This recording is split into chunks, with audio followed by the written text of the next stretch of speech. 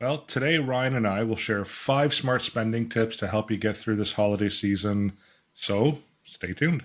A rich man's world.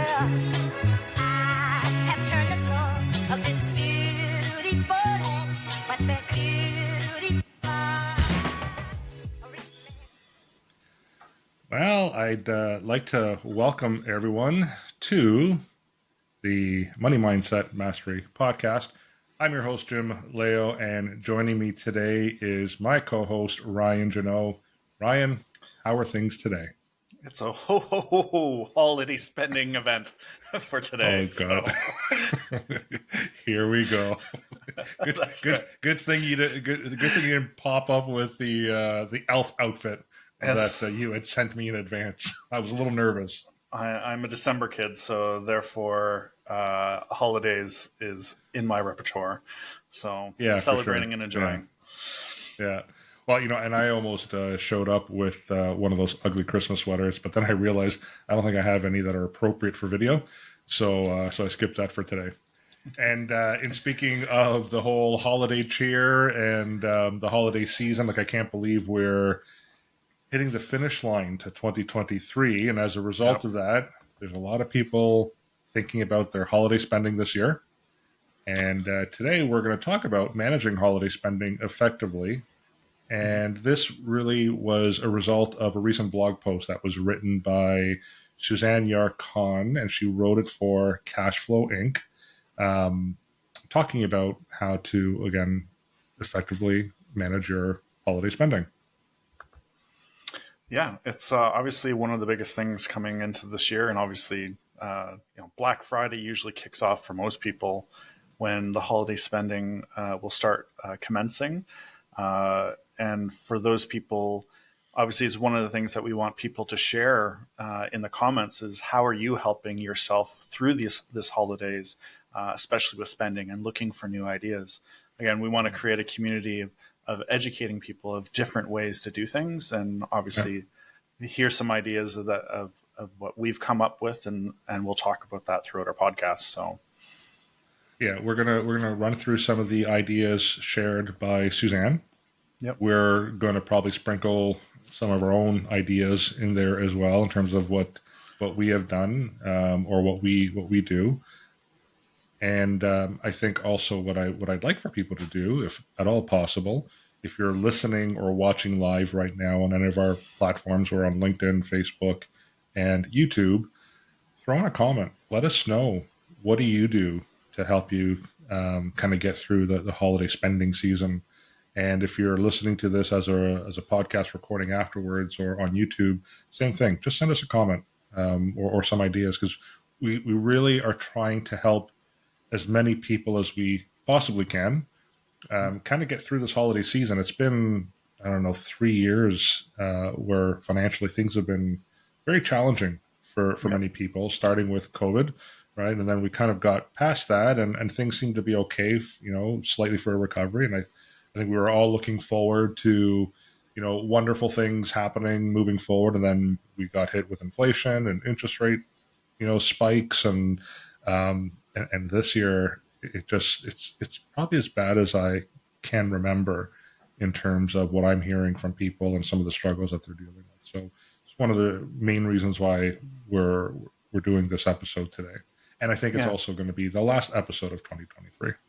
Yes, yeah. Right? And yeah, the importance that we've talked about before about understanding your cash flow, understanding the behaviors that happen throughout the year, and Yeah. creating great habits. And I know we've talked about budgeting is not necessarily a longer term plan, but creating shorter goals. And this is one of those examples of, setting a goal for yourself and for your family about not overspending through the holiday season because of the stresses that it often adds, and other ways that we can make sure that we stay on track with that goal. So, Yeah. yeah, So we're gonna offer up some insights on what people can do.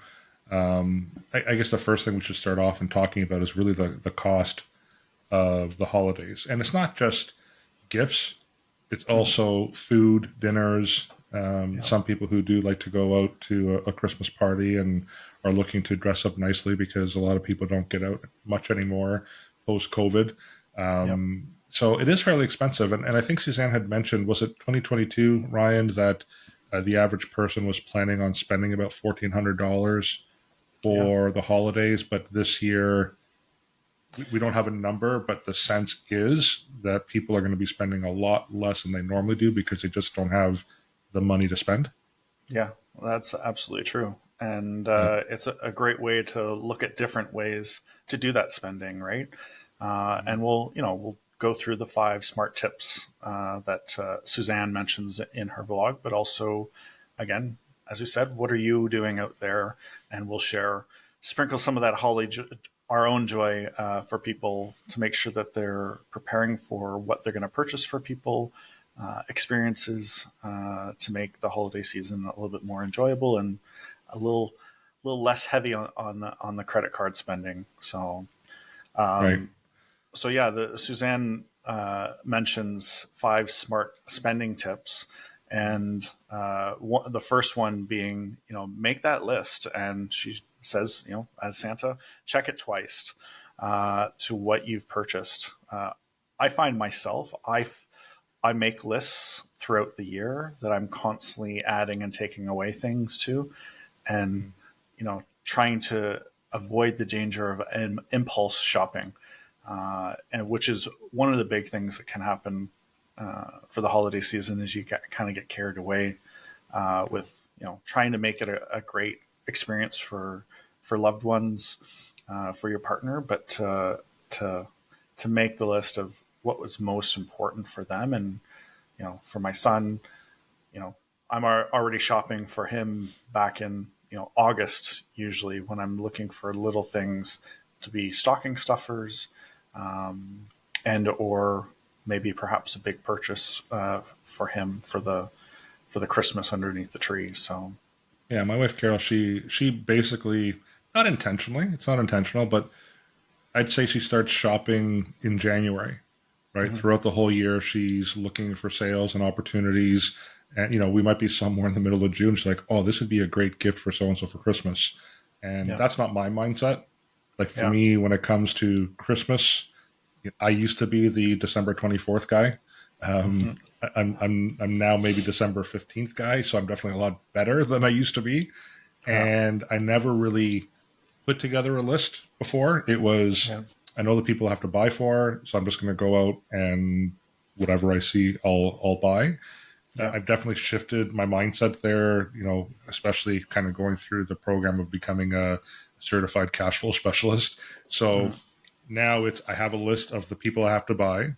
I Yeah, have my budget in mind for each individual, but it's not just writing a list and budgeting for the gifts. Again, it's also for the dinners, for yeah, charity, for travel. Many people are traveling for Christmas. I know in the past with Carol's family, they don't live where close to where we live, and we're flying up to yeah, northwestern Ontario or flying to Alberta, and that's a significant expense as well. So mhm, it's literally putting together that list, having maybe your total spending budget mhm. is an idea, and then just breaking it down based on each category, and then even from there breaking it down in terms of the gifts. Okay, this is what I'm spending per person moving forward. So, and I don't think anything we're going to be sharing today is going to be like mind blowing and something that people haven't heard. But this is more of a refresher, maybe, or a reminder, some tips, just some considerations Yeah, for you to consider, right?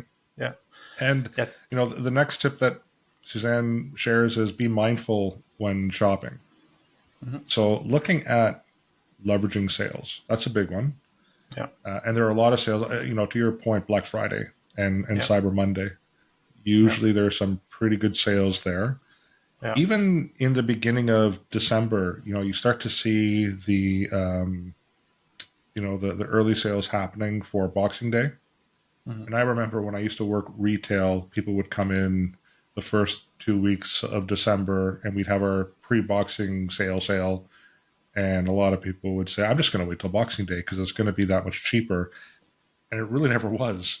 Yeah, Like your cost is your cost as a owner of a store, yeah, and a lot of the pricing, whatever we were selling things in the first 2 weeks of December at pre-Boxing Day sales, that's the sale price on Boxing Day as well. So take advantage of those opportunities too. yeah.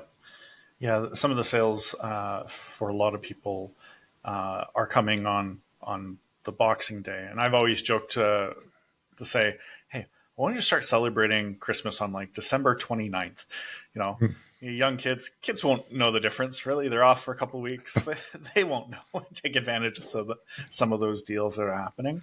And Yeah. I find too that I'm purchasing stuff with something in mind, but sometimes I come across something better along the way. And people often either forget to return something, or, as in my son's case, his birthday is shortly after the new year, Yeah. that I'm like, oh, well, I'm just going to put this one aside and put it aside to make sure. And for me too, getting carried away of where I put stuff, I've definitely found Christmas gifts that I bought for last year this year because I forgot about it because I stuck it in the garage somewhere. So it happens, and I Right. know a lot of other families have put stuff away and don't realize. So part of being mindful of the shopping is writing down what you've purchased, knowing where you've placed that item, so you don't forget where it is.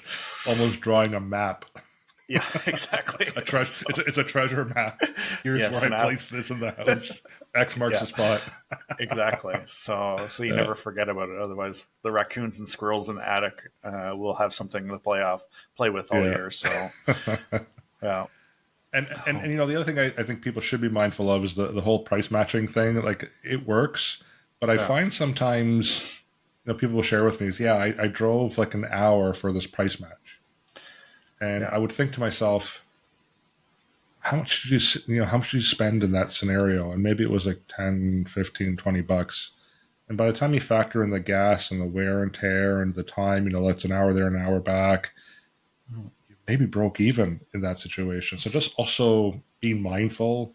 If you're making a day of it, you're going out somewhere and you're going to do other shopping, wonderful. That's a great idea.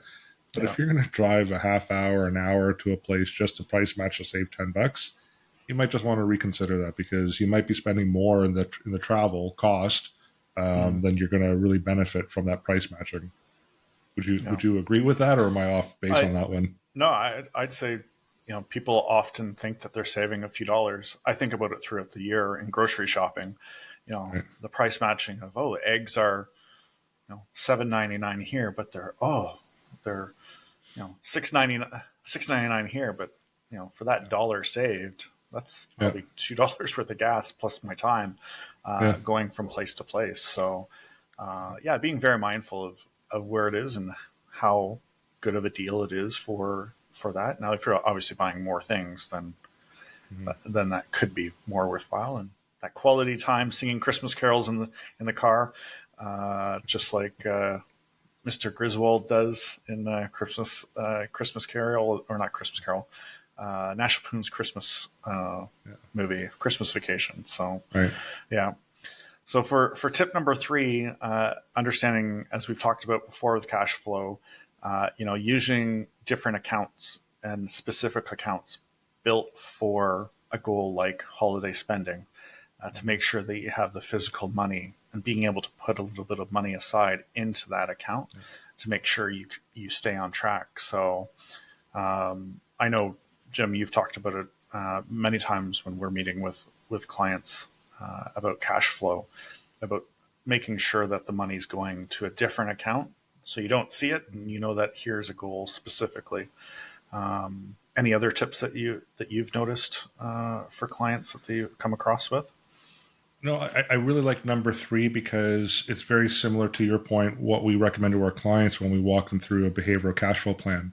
We Mm-hmm. identify the committed expenses and spendable, and Yeah. we try to separate the two in terms of a bank account. So the spendable that's your variable expenses, Mm-hmm. things like, going out and for dinner, getting groceries, whatever it is, they're never really fixed. Mm-hmm. So to have an actual account where all of your spendables, variable expenses come out from. So similar to doing this with holiday spending, Mm-hmm. is having a bank account with a debit card. I mean, cash would be even better, but I think some people might just be a little bit nervous walking around with $1,000 cash or $500 cash, Yeah. which we understand. But it kind of resembles how we used to do things before we really had debit cards and credit cards, where we would go out with X amount of cash in our wallets or our pockets, and Mm-hmm. that was our spending for the week when it came to our variable expenses, and also on holiday shopping. Right, is that's what I have is $500, and that's what I'm going to spend. And once you run out of it, you've run out of it. Yeah. So really want to try to do that, and you can get low cost savings accounts. You know, a lot of the virtual banks offer them where there's like no fee accounts, and just build up that account as your holiday spending account, and then again have a debit card attached to it, and just kind of control your spending that way. It makes a very big difference Yeah. by that one little move. It's really a small move, Yeah. but it makes a huge difference as well. Yeah. The using of cash again is always good, but I have stories of retail. Now, in my days, two stories that happened a matter of 4 days apart. I used to work retail also, and found a cash envelope full of $600 right through the Okay. middle of the holiday season. And 4 or 5 days later, one of my staff found a $1,500 envelope full of cash. Really? Wow. We were very fortunate on both occasions that we were able to track down the people that were the owners of the cash. But man, oh man, $500 or $600, $1,500 is an awful lot of money to suddenly lose, especially since it's dedicated for holiday spending. Yeah.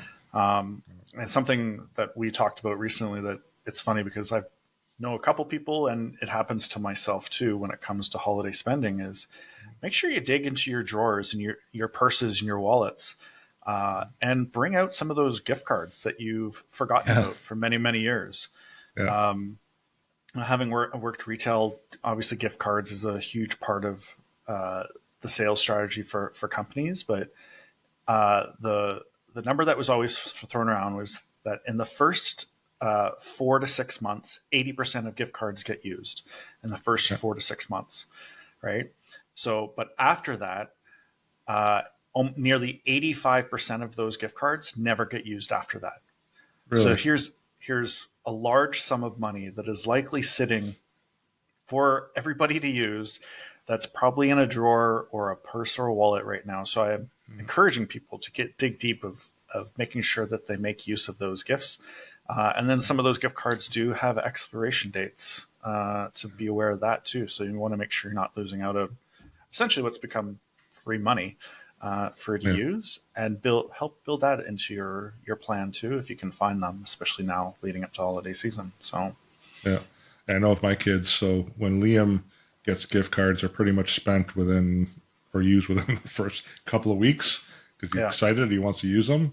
yeah, Serena, on the other hand, to your point, like a year later, you know, Carol was like, "Hey, let's kind of look through to see what gift cards you have," and all of a sudden, it's like, "Oh, you have $100, you know, at the Oshawa Mall you haven't spent yet." Like, yeah, go, you know, use it. So you're right about that. And sometimes I'm guilty of that as well. I'll go through my wallet, you know, because I'm I guess a Merce kind of guy and a wallet kind of guy. That's kind of like, you know, one of the things that I like. So I do change up my wallets frequently.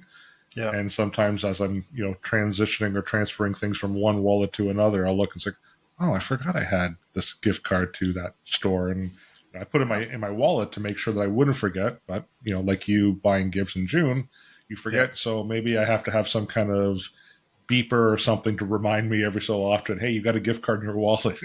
yeah. Look for it and use it. So Yeah, that's a good point. I have two gas cards that are worth about $50 each that I have not found, and that's been a year, and I know they're somewhere in this Really? house. So, yes, especially in gas prices. So, Yeah, time to do some more spring cleaning. So, you're right. yeah, All right. So then tip number 4, we have rethinking credit card use. yeah, So I think one of the things here, you know, credit cards aren't bad. I know a lot of people kind of make them out to be like bad things. They're a great tool if used properly. And what I would say is, in terms of credit cards, if you're going to do some spending during the holiday seasons, if you have a credit card that gives you points, use that credit card, right? Because you'll get some of that back in the following year, and even redeem some of those points to help buy some gifts. You know, I know with Carol, she came to me just last week because she has her PC points and that she uses. And I think at the time she's like, yeah, like I've accumulated $500, worth of points that we can use towards buying, the food for Christmas because we're hosting Christmas this year, right? Yeah. I Yeah. never thought about that, but I thought, wow, that's amazing. And then I started to think about some of the point cards that I had. I'm Mhm. like, well, you know what? I can redeem some of those points to get some gifts for people, and um, so use your credit cards. Just again, try to stay within a budget. And the one thing you can do, which is great, I mean, I'm a techie guy and I love technology, and now the banks offer this feature, is put some spending alerts on your credit card. So if your budget is Mhm. $500, $800, whatever that number is, set up the alert on your app for that credit card. And once you're approaching that limit, that spending limit, you'll be notified saying, "Hey, you're reaching your limit," and then you can decide from there if you are going to continue on or stop.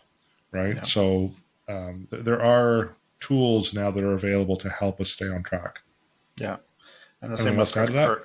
Well, I was going to say, anytime it comes to credit cards, it comes down to safety as far as security safety when making sure you're not saving your cards on some browsers that accidentally get used by your kids perhaps a little often, and or just in general because it helps save you the heartache of having to go through making the phone calls to credit cards when you've had some mischarges. I know I've had it in the past, and it's because Yeah. you know you filled your credit card and it says, "Do you want to autosave?" Yeah. As nice as that is, it can potentially create some problems for yourself. So just some cybersecurity there. So yeah.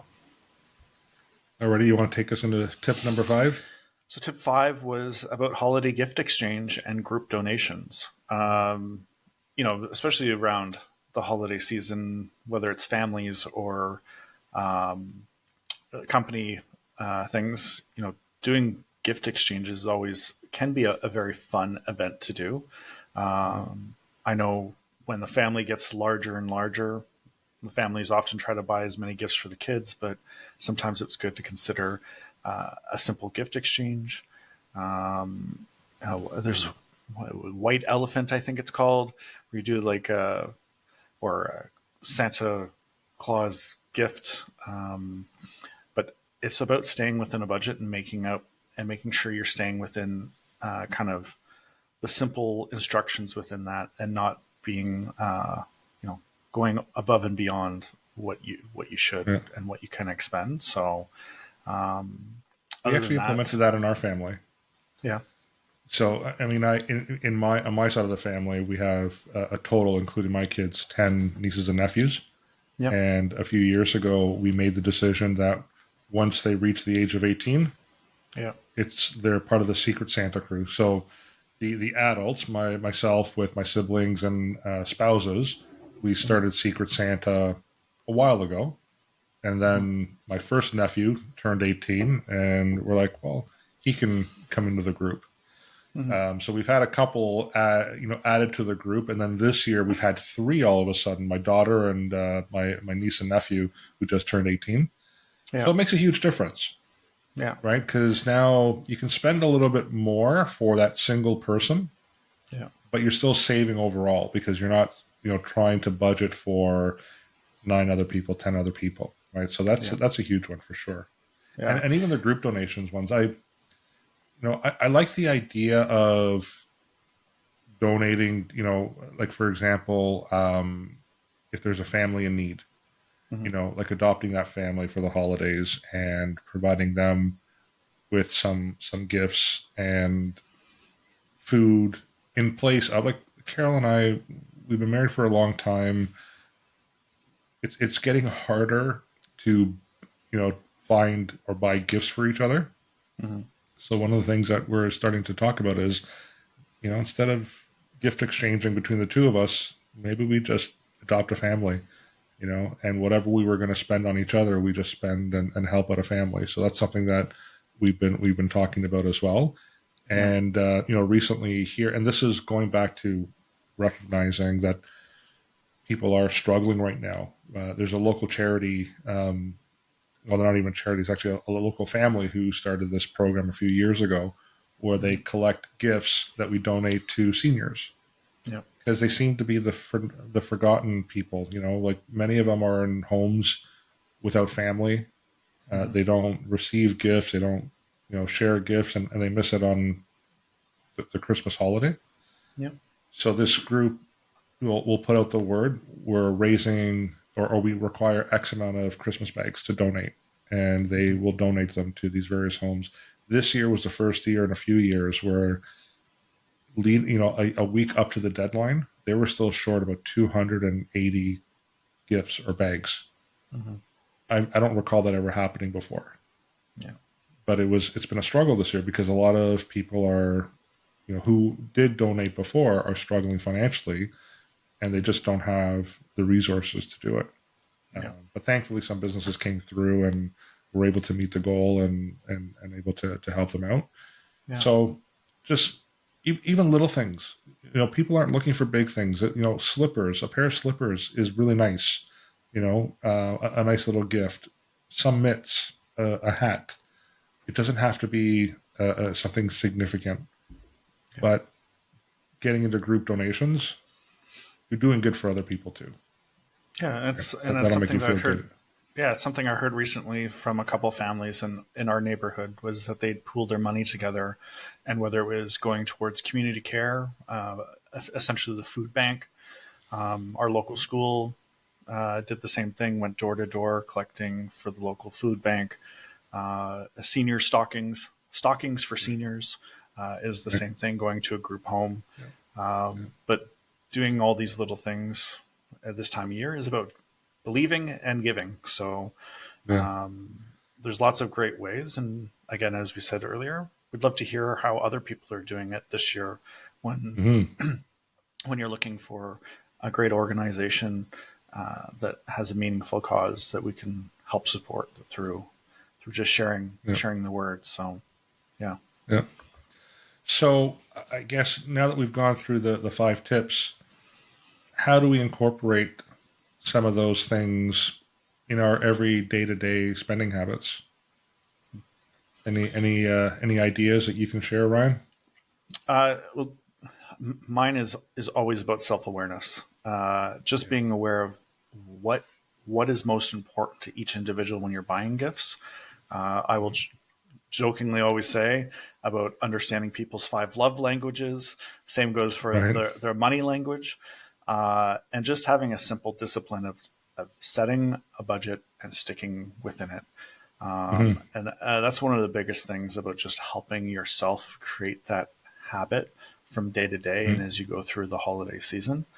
And then, how this just really applies to day to day life when when spending in general, whether it's grocery spending throughout the year, and money on clothing and whatnot. It's just about creating your monthly budget and allowing that budget to flow over to the next budget if you don't spend it all, or Yep. creating that habit to, hey, I saved money this month. Let's put it towards next year's goal or my retirement goal or potential of buying, a vacation time. So those are some of the things that I've noticed for myself too, of just making sure that I'm writing down exactly what are going to be meaningful gifts for people, and not just simply to fill the Christmas tree because well, my son can't tell me what 2 or 3 items that he got last year or the year before were for the holidays. But what he Yeah. does remember is the experience that we had, or an activity that we did together, or a board game that we played. So Yeah. this year, was it Chickens versus Hot Dogs? I think is his board game that he would like. And last year it was Throw Burrito, which is a hilarious game to play, by the way, with the family. So You're making me hungry. all these games named after food items. Yeah. So Alrighty. Well, let's talk about maybe then kind of getting past the holiday season. Whoops! I almost dropped my microphone there. There's going to be a bit of a hangover that typically happens in January. after we've gone through the spending and people start to see their credit card balances or their accounts, balances go down a certain threshold. So there's going to be a bit of again a hangover from it. So there's ways that we can help you, get ready for 2024, and that's through our behavioral cash flow planning program that we launched in 2023. And just to quickly go through, what is involved or what you receive in that program. So the first thing is we will provide you with a fully written and completed behavioral cash flow plan. So that's one of the steps. So we're going to walk you through that process to help find some of the behaviors that we might help you adjust or change to put you in a better financial situation in 2024. So that's one of the things that we offer through the program. Secondly, we also offer access to our financial capability program. So with the financial capability program, there are 12 educational modules that you would walk through to again assist you identify what some of the behavior changes that we can make, and to help you identify those and make those adjustments. You also have access to our Winton app. The Winton app will help you stay on track to make sure that your committed expenses are getting dealt with on a regular basis, and also that you are spending within the spendable amount that we've identified that you have access to.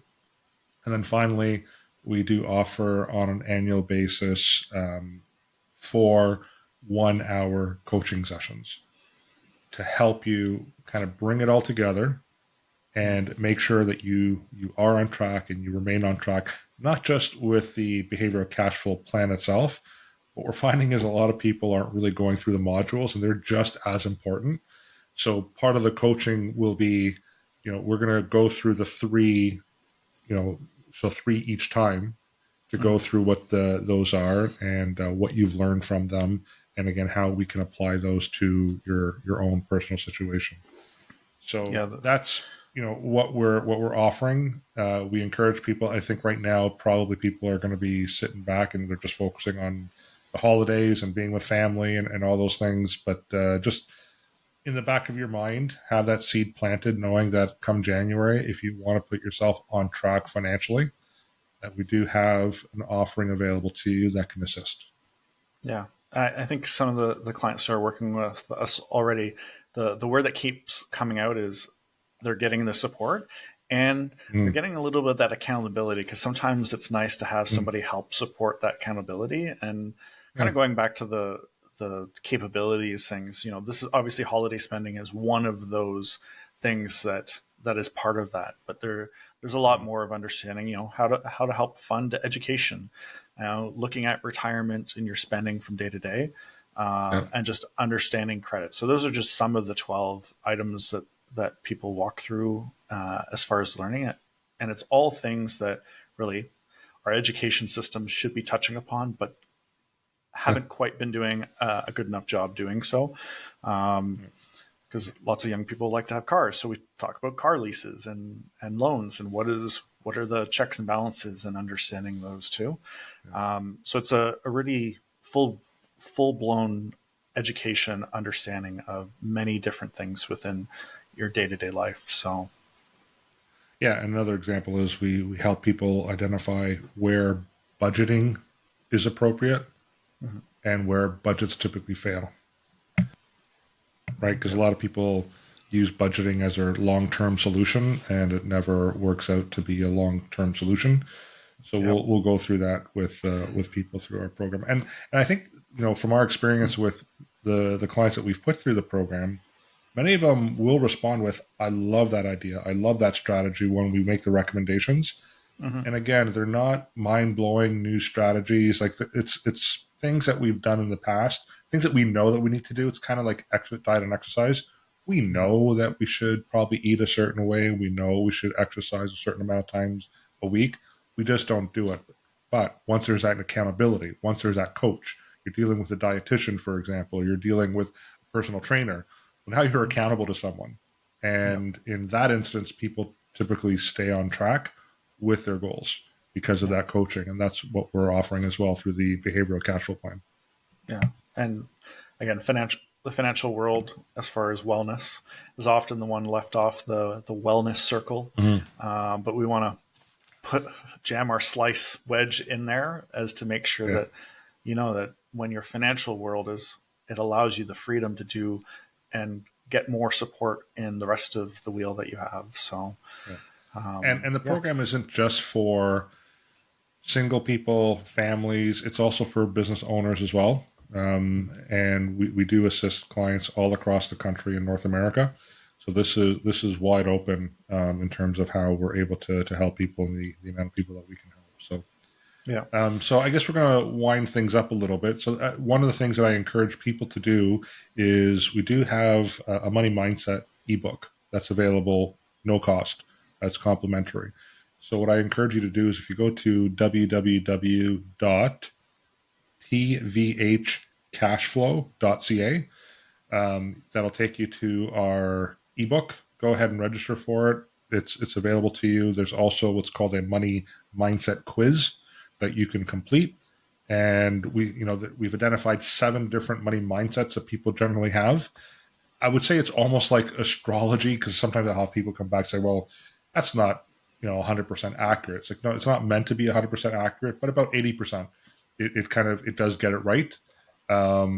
So go through the money mindset quiz to identify what your money mindset is. That'll help you also understand the way you look at things financially and get you back on track as well.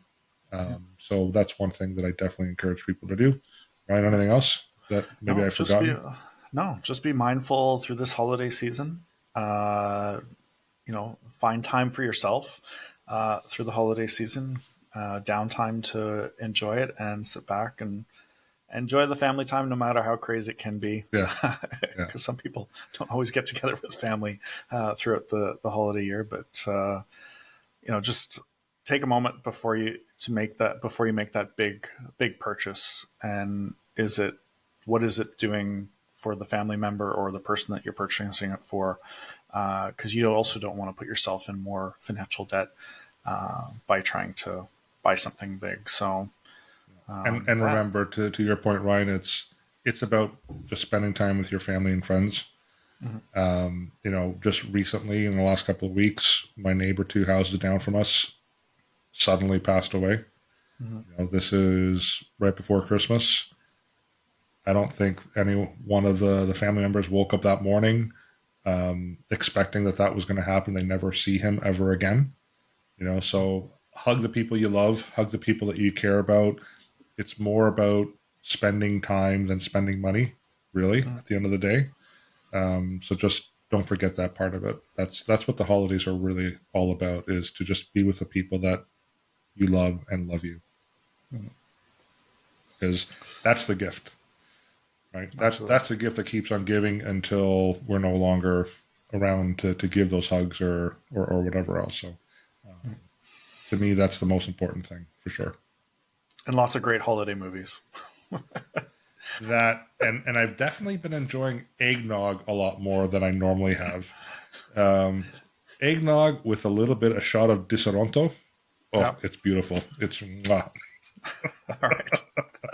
Alrighty, and for anyone else listening, I'd encourage you to share our episode if you think that this might be helpful to someone as well, to help them stay on track.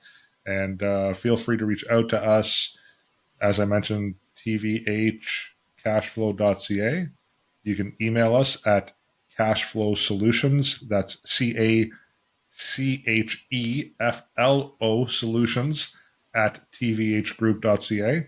Or simply call us at 647-727-4668. And then finally, you can also just message us directly on one of our platforms, and Ryan and I will get back to you. So, Ryan, you have a wonderful holiday season.